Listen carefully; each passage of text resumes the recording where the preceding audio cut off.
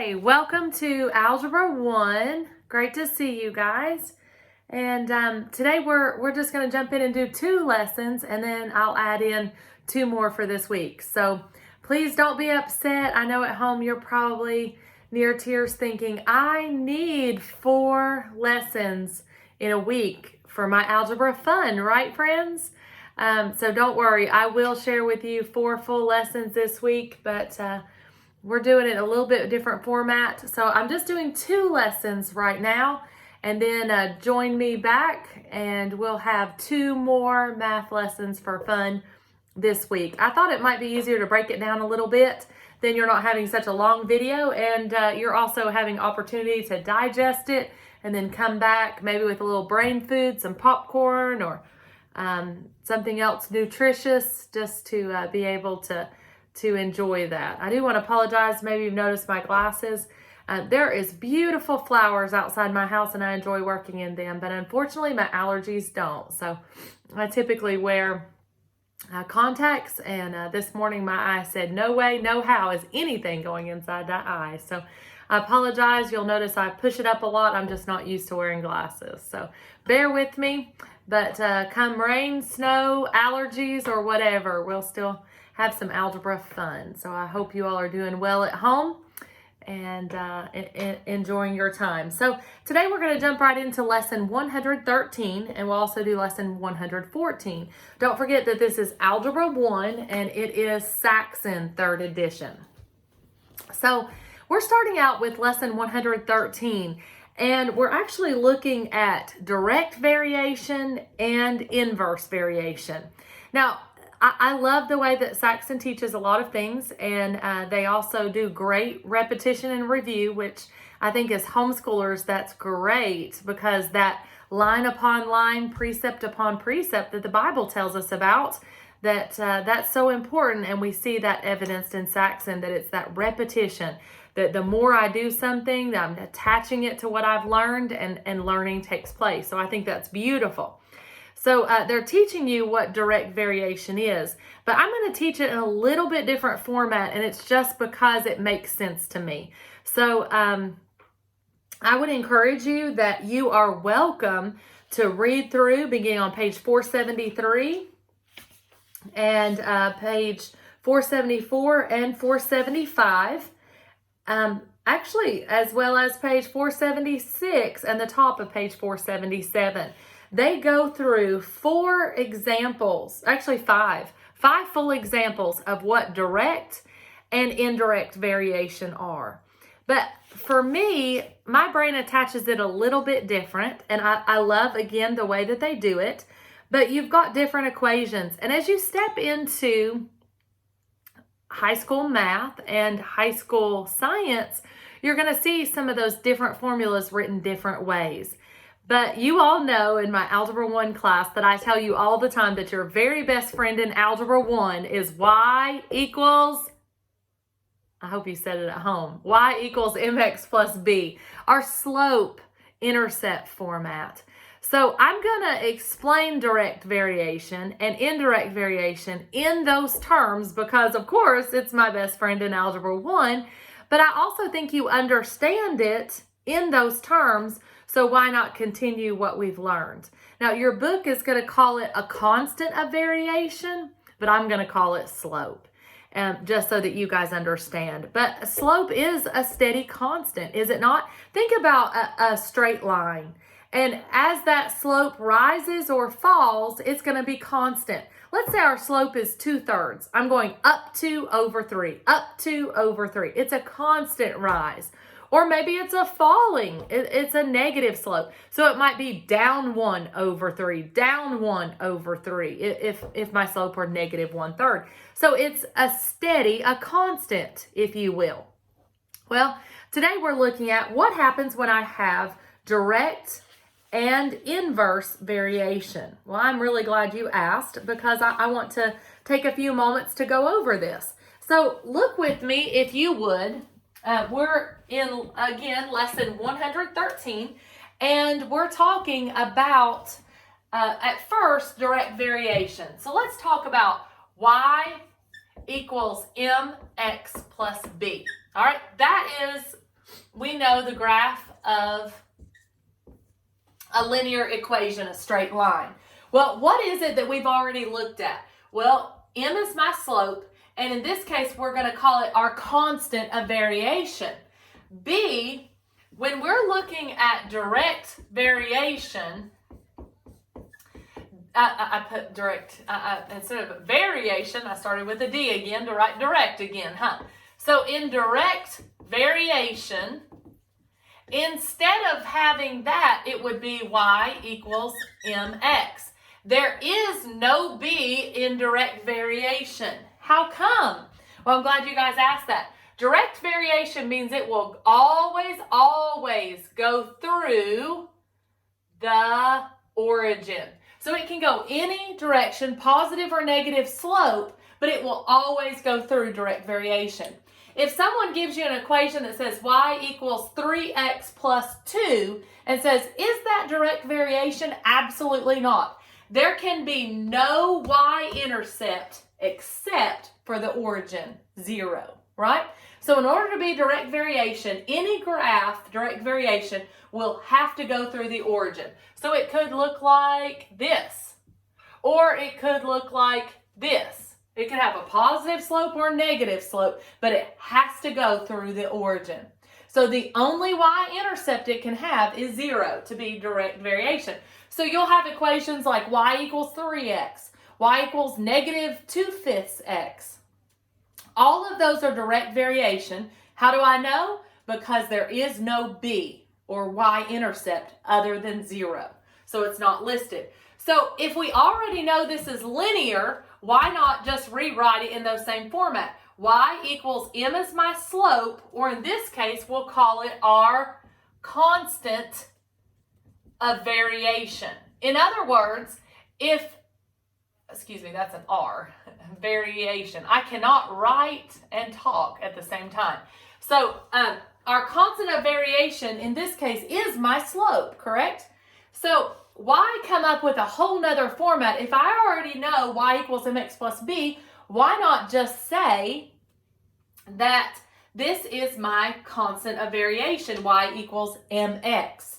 So there is no b. So that's how direct variation works. So if they say something directly relates to something, immediately in your mind you can know y equals mx. There is no b because it directly relates. So it will cross through the y, through the origin, right? The x and y axis where those two meet, we call that the origin, right?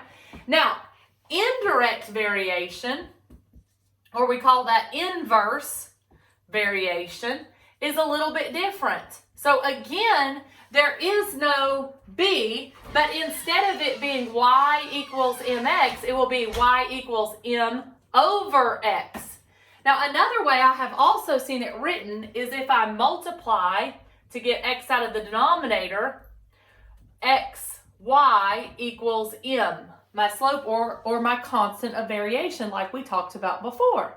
So one way that you can tell that something directly relates to it, let's take a look. If I were looking at XY chart, if I had 0, if x was 0,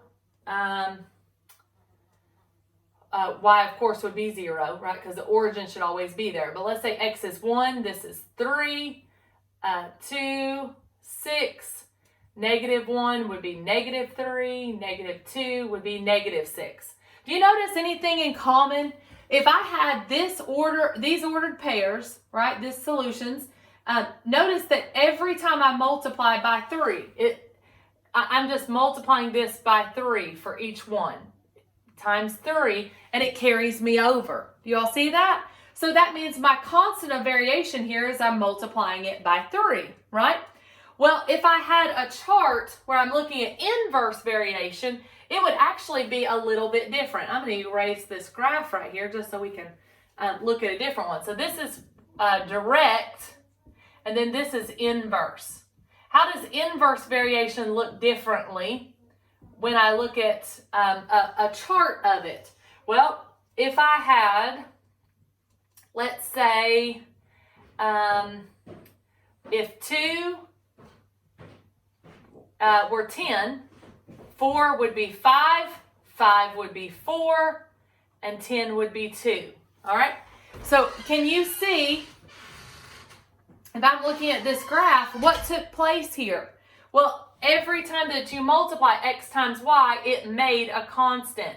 4 times 5, 20. 5 times 4, 20. 10 times 2, 20. Do you see that? That didn't work in direct variation, but it does in inverse because y, x times y equals that constant. So that's something interesting to look at when you're looking at a graph, how you can pick them apart and know them differently. Your book doesn't go into a lot of the x's and y's and how that format takes place, but I wanted you to be able to take a look at that and see just the difference of how inverse and direct relate to each other. So I actually think that's very important, very interesting as well. Now let's take a look. We actually have 3 practice problems, and I'd like us to take a few moments to look there. So if you'll turn to page 477 in your Saxon book, we'll take a look at our 3 practice problems. So again, we're on lesson 113, and we're starting out with practice A of lesson 113. And I'm going to write 113 here so we don't forget where we're at. We're on page 477. And it says the mass of a substance varies directly as the volume of the substance. All right? If a mass of 30 kilograms of a substance has a volume of 6 liters, what is the volume of 65 kilograms of a substance? So don't let that overwhelm you. They're saying something directly relates to something else when it's this and this. Therefore, what would it be when one is this? All right? So what do I need to do? Well, I need to set it up accurately so I know what I'm looking for. So it tells me it directly relates, so immediately I know it's y equals mx. The b is plus 0 because it always goes through my origin, right? Now, you need to assign whether x or y is the mass or the volume. And it really doesn't matter. You'll still come up with the same equation as long as you keep it the same for both. That's how ratios work, as long as you label them. So it says the mass of the substance directly relates with the volume, the mass of 30. So I went ahead and let y equals the mass. All right, and at home you can choose it the other way. As long as you set it up the same for both, it'll still solve. So if the mass is y, then I'm going to let x be the volume. All right, now if y is the mass, it said that the mass was 30 equals, I don't know what my slope is, or in this case, my constant of variation, right?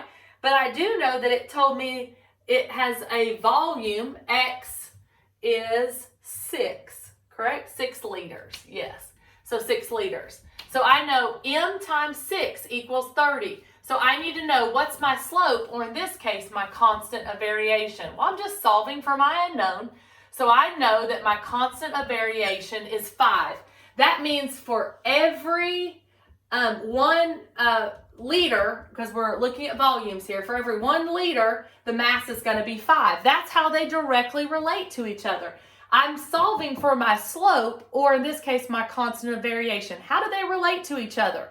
Well, for every 1 liter, I know that there is 5 kilograms, right? All right.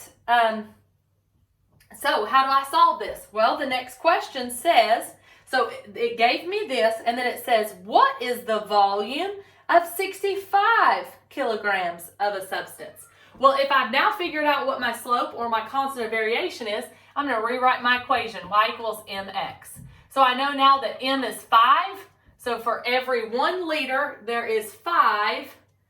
5 is my constant, so I'll know that's how much that I'm looking for. So it told me 65. Where do I write that? Well, it said 65 kilograms. Well, I know that that's mass, right? So I'm going to put it in for y. So 65 equals 5 times x. I'm looking for x, or the volume. Divide through by 5. So x equals 13. Now, friends, I see a lot of students stop here. When it's a story problem, you always have to have a label. Please don't walk into Lowe's and say, I need 13. 13 what? So if it's a story problem, you need to always put a label. So I know x is volume, so I'm going to say 13 liters. All right, so that should be my answer. Always put a label with a story problem. Then you know that you solved for the right thing. And that makes sense because for every 65 or for every 1 liter, I have a mass of 5, right? So I want to make sure for 13 liters, it would be a mass of 65 because I'm multiplying 5 times 13 to get that. So that's why I'm making sure, does this make sense? Is it logical? Aren't you thankful that God, our creator, ensured that math is logical? So when I'm done, I don't just have a random number. I can verify. Is that accurate? Does that make sense with what I just had up above? Well, yes, because I had 6. Earlier, I had 6 liters was 30 kilograms. So it makes sense that for 13, I'm going to have more kilograms. So that certainly does make sense, doesn't it? Okay, so this is problem A. Let's go to problem B. Under certain conditions, the pressure of a gas varies directly at the temperature. So immediately in my mind, I know this was letter A, and letter B, it again said varies directly. So Y equals mx. When something varies directly with something else, I know immediately direct variation. All right, I'm going to grab a different color so that way A and B stands out. So here I'm on B and I just did A. All right, so I again remember that it's direct variation. When the pressure is 1,200 pascals, the temperature is 300. So let's take a moment and write this down. Y equals pascals and X equals temperature. And temperature, we know it's going to give it to us in kelvins, right? So as you get into upper level science, you're going to be doing a lot more of these types of problems with pressure and pascals and so kelvins. There's just so much more to do, isn't there? All right. So how do I write this down? So Y equals mx. So it gave me that pressure was 1,200. So let's write pressure here. So that way we remember that that's written to us in pascals. So if I know that it's 1,200 equals, I don't know what my slope or my constant of variation is, but I know that the temperature was 300. So how am I going to solve that? Well, all I need to do is find out what my slope or my constant of variation is in this case, since it's direct variation. So I divided both sides by 300 to get that constant of variation by itself. So what would 1,200 be divided by 300? Well, I can mark out my zeros, so it would just be 12 divided by 3 is 4. So I know that my constant of variation is 4. So I know that for every 1, right, every 1 Kelvin, it's going to go up 4 pressure, 4 pascals, right? So that's kind of a way for me to look at it, the rate there. So my rate and my slope are similar to each other. That's my constant of variation, how quickly it goes up or down. But remember, in this case, it's a positive slope, but it's going to go through the origin. That's how I know that it is direct variation. Now, what is the temperature when the pressure is 300 pascals? So this time, the pressure is 300. Pressure, we know, is the Y. So again, Y equals mx. So this time, instead of it being 1,200, they said the pressure was only 300. So immediately in our mind, if it's direct variation, if the pressure went down and they're directly related, do you think temperature is going to go up or down? Let's check, right? So 300 equals 4 times x. So let's solve it. Let's divide through by 4. So x equals, how many times does 300 divide into, I'm sorry for, all right, hopefully you know 3/4 is 0.75, but you've got 100 there, right? So if I have 300 and I divide it by 4, what's my answer? Correct, 75, right? So x equals 75, and don't forget, we never walk into Lowe's and not know what we need, right? So it's 75 what? 75 kelvins, right? K. All right, so then I know exactly what I solved for. And I knew it made sense because up here I had 1,200 pascals and the temperature was 300 kelvins. So if I came down in pressure, I'm also going to come down in temperature. So especially since they directly relate to each other. Great job at home. We've got one more in this section. So I've got A and B. Now one more is C. Now, I bet at home you can guess. If we've done 2 direct variation, what do you think the third is going to be that we have not covered? All right, I hope you guessed it right. Inverse variation, right? We've done direct variation, so now we're looking at inverse variation. So let's read letter C together. So letter C says, under certain conditions, the pressure of an ideal gas varies inversely as the volume. When the pressure of a quantity of gas is 9 pascals, the volume is 100 liters. What would be the volume if the pressure is increased to 20 pascals? All right, let's take a moment and think through that. All right, so one thing that's a little bit differently in this case is, I jotted down some notes, so I wanted to grab those, and I reached right across you guys, didn't I? So remember that direct variation was y equals mx. That is direct variation, right? So how do I write inverse variation? Well, I can write y equals m over x, or I can say x times y equals my slope or my constant of variation. All of this is inverse variation, right? That's how they're different from each other. So before in order to solve for this, I just divided through by x. This time I can multiply by x because x times y equals m. So that's one different way to look at it that you can also check out in your book.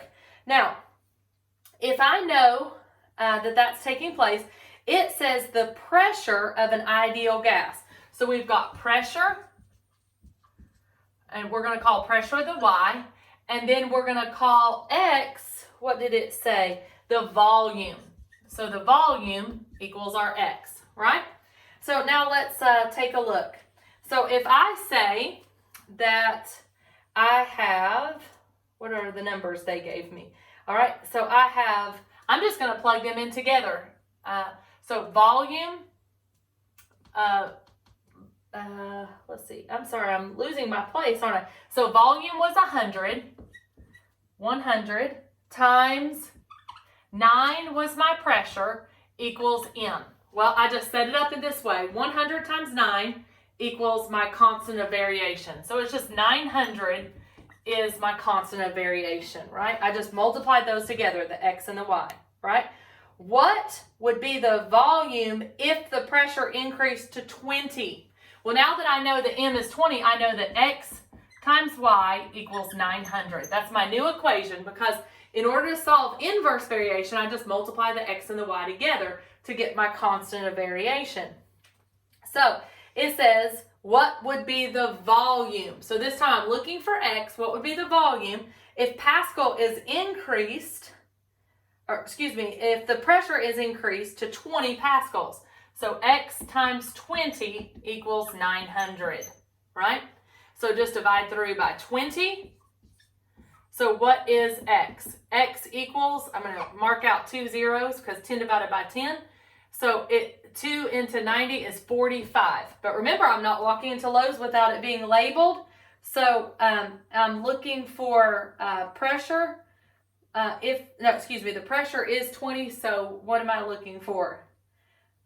20 pascals. So it would have to be volume is liters, right? So 45 liters, all right? It's very important to make sure you have those labels. At first I thought, wait, am I solving for Pascal? So I need to make sure that I'm looking through my labels so I understand those. Always, always verify and double check. And this does make sense because my X and my Y are inversely related. They're not direct variation. So there's a little bit of difference between direct variation and inverse variation. All right. It's a new concept, and I hope the more that you do it, and especially looking at it from this different perspective, since you already know y equals mx plus b, you're linear, it's just saying that the y-intercept is 0. All right. So that's lesson 113. Now I want to jump into lesson 114, and we're looking at exponential. So anything exponential, when I look at that, it's just I'm raising to a power. It's an exponent, right? Well, how do I graph that if let's say that I'm telling you that the exponent that I have an unknown exponent. My exponent is x. How would that graph? So your book actually takes time to go into what the exponential graph of something looks like. So you can see that here on this page. So the graph of something exponential goes up very quickly. You can think that if you just look at a basic number like, let's say 2. 2 to the first power is 2. 2 squared is 4, but then 2 cubed is 8. So it's stepping up very, very quickly. 2 to the fourth power would be 16, right? So it's moved up very, very quickly. So that's how the graph of this looks, right?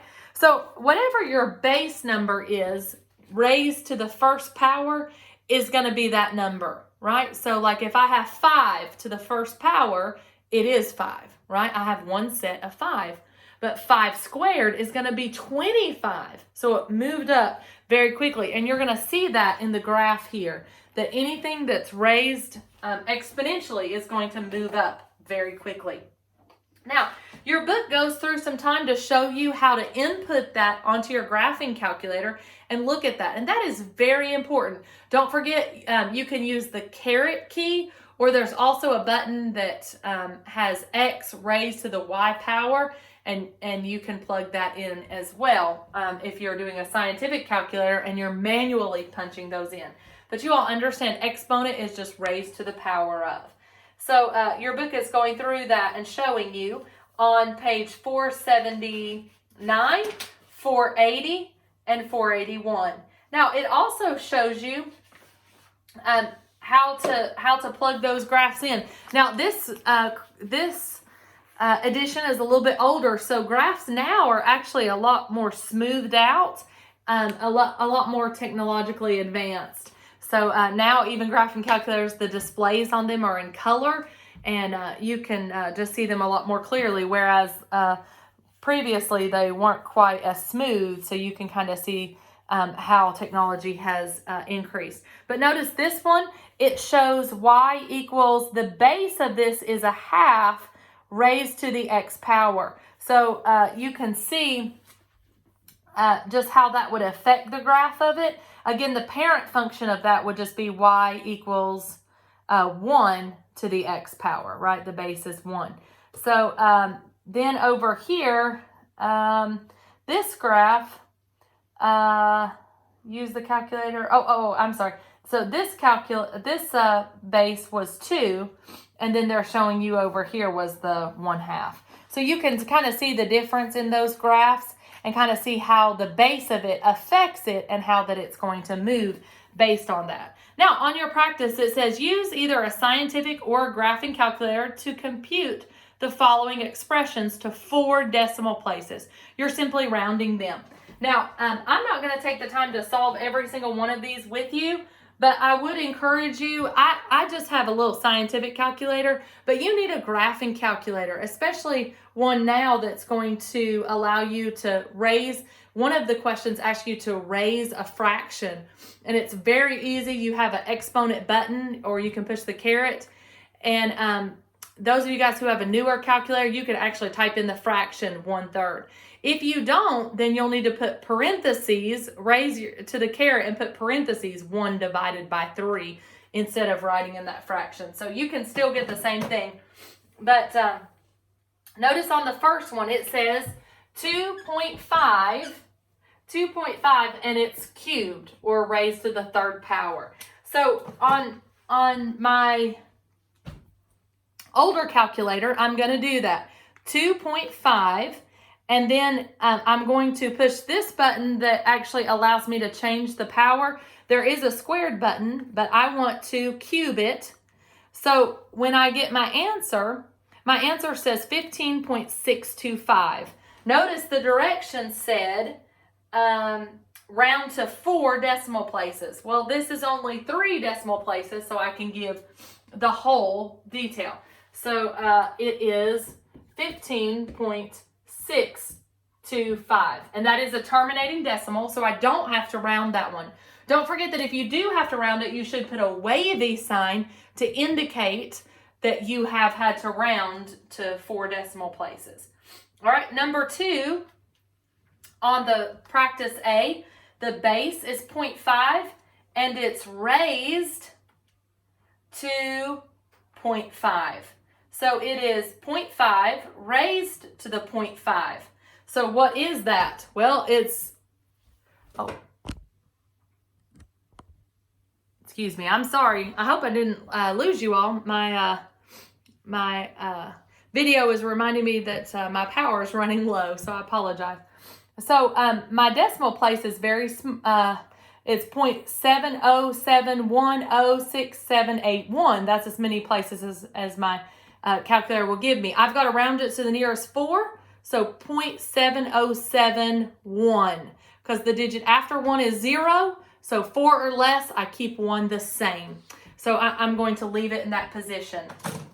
Now, letter B, it says sketch the graphs of the following functions. Then use the graphing calculator to graph the functions and confirm the sketches. So the first one I'm going to show you, all you have to do is make an XY chart to see how to sketch it. You only need 3 or 4 points just to get an accurate sketch, right? All right, so let's take a look at the first one. So y equals 3 raised to the x. All right, so if I've got x, y, so -1, 0, 1, 2. Let's just put those in. So if I have 3 to the -1, that would be 1/3, right? Because the 3 would just flip down. 3 raised to the 0, anything raised to the 0 power is 1. 3 raised to the first would be 3, and 3 squared would be 9, not 6, right? Because 3 times 3 is 9. So let's sketch that, all right? So I've got -1, 0, 1, and 2. So 1, 2, 3, 4, 5, 6, 7, 8, 9. All right, and this would be, so -1, 1/3. -1, if this is a half, so 1/3 would be about here, right? 0 would be 1, 1 would be 3, and 2 would be 9. So notice that this will approach here, but it will never cross that axis.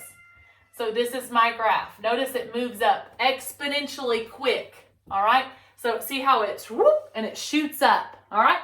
That is the graph of an exponential function. Now, grab your graphing calculator and plug it in, and you'll see that same thing, and you can even pull up the table and press second graph, and this table should be there and show you how quickly.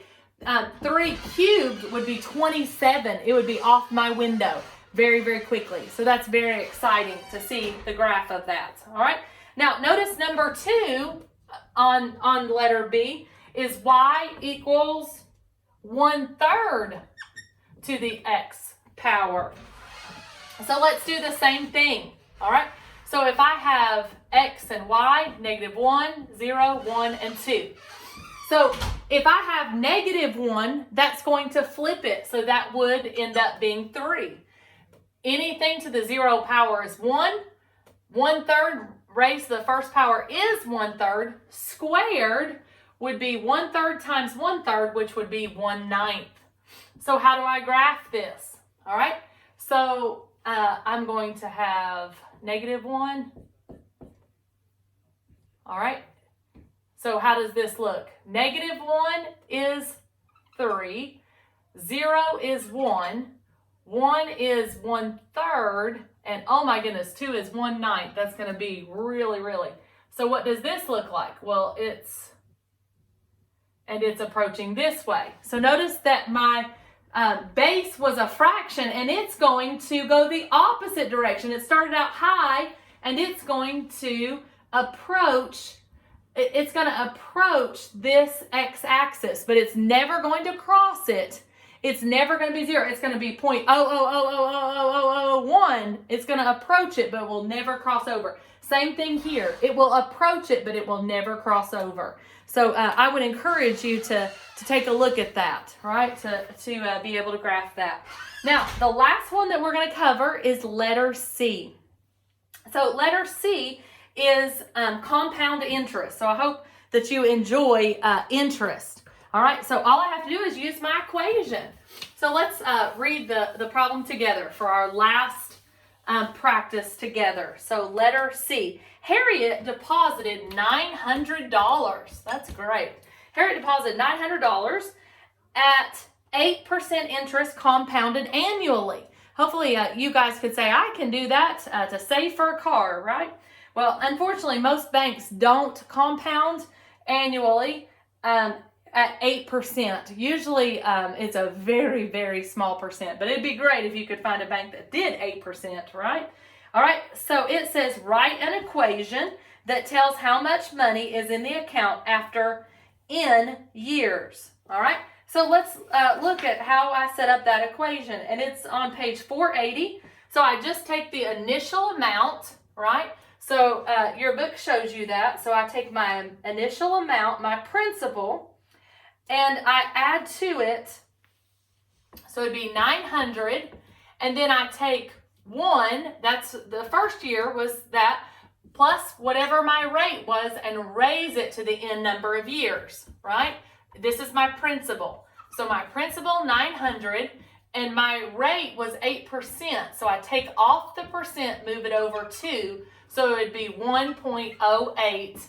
And they told me that it was raised to 12 years. So after Harriet had it in the bank for 12 years, it wants to know what her interest was. So I grab my calculator and I say, what is 1.08 raised to the 12th power times 900? What is that? Well, do you know that Harriet has in her bank account now $2,266.35. Way to go, Harriet. Now, is that my final answer? I'm glad you asked. No, because that's how much total Harriet has. This is her total.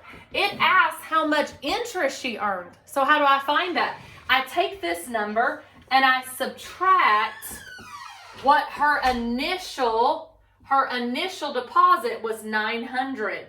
So if I subtract 900, how much interest did Harriet earn? $1,366.35 equals her interest. And that was the question it asked. So make sure you're paying attention. If it asks what her total was after 12 years, you can stop here. If it asks what her interest was, you have to subtract the initial amount, because the total did not include her initial investment, right? The interest was just what she earned off of that 900. So because I put 1 in there, that's what figured out her total. So be sure to be on the lookout for that as to what they're asking is how you solve it. Well, friends, I really enjoyed our algebra time, and I'll look for you again to finish out this week for 2 more lessons. So God bless you all, and happy algebra.